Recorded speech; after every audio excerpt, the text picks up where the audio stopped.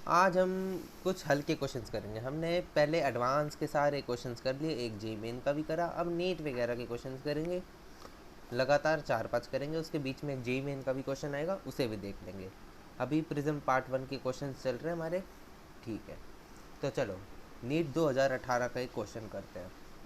Question क्या कहता है, आराम से पढ़ते हैं। The refractive index of a material of prism is √2। एक प्रिज्म है, हमें उसका रिफ्रैक्टिव इंडेक्स दे रखा है जो कि है √2। And the angle of prism is 30 degree, मतलब जो एंगल ऑफ प्रिज्म है वो 30 डिग्री दे रखा है। One of the two refracting surface is silvered, मतलब दो में से कोई एक रिफ्लेक्टेड सरफेस को हमने सिल्वर कर दिया है। अभी हमने सिल्वरिंग लेंस जैसा टॉपिक पढ़ा था ना, वैसे हमने लेंस को सिल्वर बना दिया है। तो the light entering the prism from other surface will retrace its path।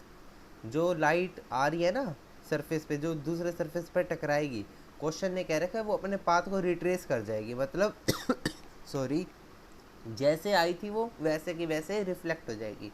तो हमसे पूछा the angle of incidence is, angle of incidence बताइए। ऑप्शन दे रखे 30, 0, 45, 60। बहुत अच्छी प्रॉब्लम है, इजी प्रॉब्लम है। नीट की प्रॉब्लम है, 2 लाइन से फालतू नहीं बनेगी। आ जाओ देखते हैं। इस क्वेश्चन से 2-3 फंडे भी क्लियर होंगे, तो उसे आपको याद रखना है। चलो, जैसा क्वेश्चन है का वैसा करते हैं। लाइट आ रही है, प्रिज्म पे टकराई, रिफ्रैक्ट हुई। अब क्वेश्चन ने कहा है कि one of the surface is silvered, तो मान लो ये सरफेस सिल्वर्ड है। सिल्वर्ड है तो क्या होगा, मिरर की तरह काम करेगा, करेगा नहीं करेगा। अब ये मिरर की तरह काम करेगा, मतलब ये ऐसे लाइट आई, ऐसे आई और वापस ऐसे चली गई। मतलब ये जो हमारा R1 है, जहाँ पे जो R2 बना होगा वो 0 बना होगा, मतलब नॉर्मल के साथ बिल्कुल 0 एंगल बना रखा है, मतलब परपेंडिकुलर रिफ्लेक्ट हो रही है। एक बात याद रखो, जब एक लाइट परपेंडिकुलर ऐसे रिफ्लेक्ट होकर रिट्रेस करती है, मतलब जो वो उसके साथ एंगल बनाएगी वो हमेशा 0 होगा। तो यहाँ पे हमारा R2 0 हो गया।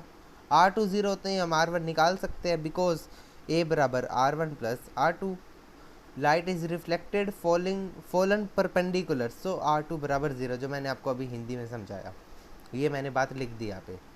अब A बराबर R1 प्लस R2, क्वेश्चन में कह रखा है A क्या है, 30 degree. A means angle of prism.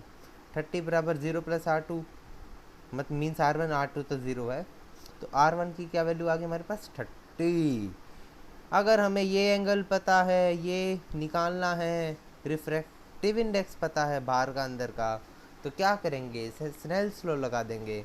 इसे मैंने O पॉइंट मान लिया, तो Snell's law at point O, 1 sine है, 1 मीन्स बाहर का रिफ्रैक्टिव इंडेक्स 1 है, एयर हवा, हवाई बाहर, equals to √2 sign R1। R1 की वैल्यू पता है क्या आई, 30, तो साइन 30 1/2 इंटू √2, 1/2 इंटू √2, मतलब यहाँ पे बचेगा 1/√2। और साइन की कौन से एंगल की वैल्यू 1/√2 होती है, बच्चे को भी पता है, 45 डिग्री की होती है। तो इस क्वेश्चन का आंसर क्या हो जाएगा, 45 डिग्री। ये नीट का प्रॉब्लम था, देखो कितना हलवा प्रॉब्लम था। अगला फिर से नीट 2014 का क्वेश्चन, क्या कहता है क्वेश्चन, आ जाओ देखते हैं। The angle of prism is A, one of its refracting surface is silvered. एक प्रिज्म है, उसका एंगल ऑफ प्रिज्म क्या दे रखा है, A दे रखा है। One of its refracting surface is silvered, वही पुराने जैसा कि एक सरफेस को हमने सिल्वर कर दिया। Light rays falling eight an angle of incidence on A first surface return back, मतलब जहाँ से लाइट रिफ्लेक्ट होने गई थी, बिल्कुल सेम क्वेश्चन है, बस ABCD दे दिया, एक ही फॉर्म्स में आंसर आ जाएगा। देखो क्या क्वेश्चन है, falling eight an angle of incidence 2A, ये 2A कैपिटल A है, on first surface return back, जो लाइट यहाँ से एंटर करेगी ना इसी सरफेस पे, जो रिट्रेस कर जाएगी, मतलब रिटर्न बैक, वही बात होगी, भाषा बदल दी इन्होंने। Through the same path of its suffering refraction, देखो लैंग्वेज देखो कितनी गंदी दे रखी है, डराने के लिए बच्चों को। ये नहीं बोल सकते सीधा लाइट गई रिट्रेस करके आ गई, ऐसे ही है बस। अब suffering refraction at silver surface, the refractive index of the prism is, अब हमें म्यू निकालना है, ये दे रखा है, ये दे रखा है, कुछ नहीं है, फिर से रिट्रेस कर रही है, रट्टा मार दो बात को। अगर ऐसे लेंस हो, यहाँ पे सिल्वर्ड कर रखा हो, लाइट रिट्रेस मार जाए तो R2 क्या होगा 0। ये एंगल क्या है हमारा R1 है, R1। तो यहाँ पे हम R2 आ गया तो हम R1 निकाल सकते हैं। A बराबर R1 प्लस R2, R2 0 है तो A की वैल्यू क्या होगी R1 हो गई।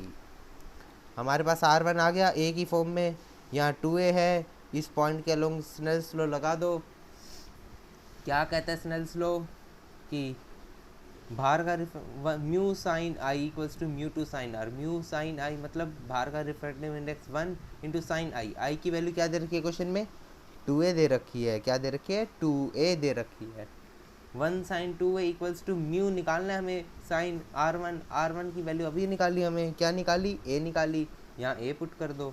साइन 2A फॉर्मूला 11th की ट्रिग्नोमेट्री, साइन 2 थीटा बराबर 2 sine theta cos theta. Sine 2A बराबर 2 साइन ए कोस ए। साइन ए से साइन ए गयो, म्यू की बराबर आ गई वैल्यू 2 कोस ए। ऑप्शन नंबर बी हमारा करेक्ट आंसर हो जाएगा। नीट के प्रॉब्लम ख़त्म हुए।